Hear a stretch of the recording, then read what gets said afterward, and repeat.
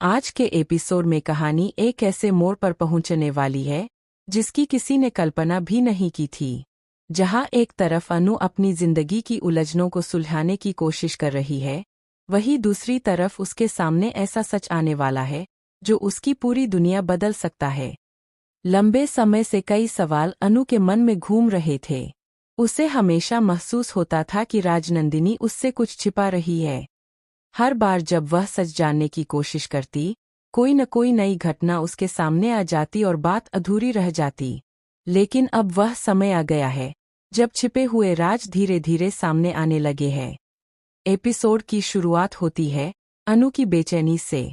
वह लगातार परेशान दिखाई देती है। उसके मन में कई तरह के सवाल हैं जिनके जवाब उसे नहीं मिल रहे। यश भी अनु की हालत देखकर चिंतित है, लेकिन वह खुद भी कई सच्चाइयों से अनजान है। इसी बीच सिद्धि माता का प्रवेश होता है।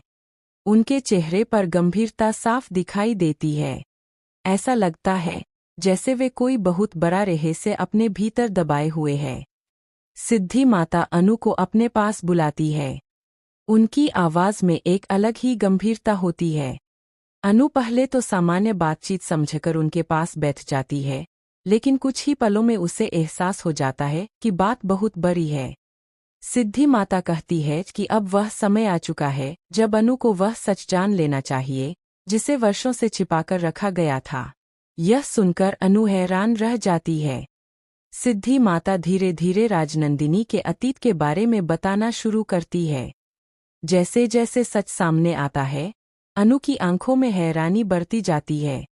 उसे विश्वास ही नहीं होता कि जिस राजनंदिनी को वह इतने समय से जानती थी, उसकी जिंदगी का एक ऐसा पहलू भी हो सकता है जिसके बारे में किसी को पता नहीं था। सिद्धि माता बताती है कि राजनंदिनी ने कई साल पहले एक ऐसा फैसला लिया था जिसने कई लोगों की जिंदगी बदल दी। अनु को पता चलता है कि राजनंदिनी का अतीत उतना साफ नहीं है जितना वह दिखाती रही है।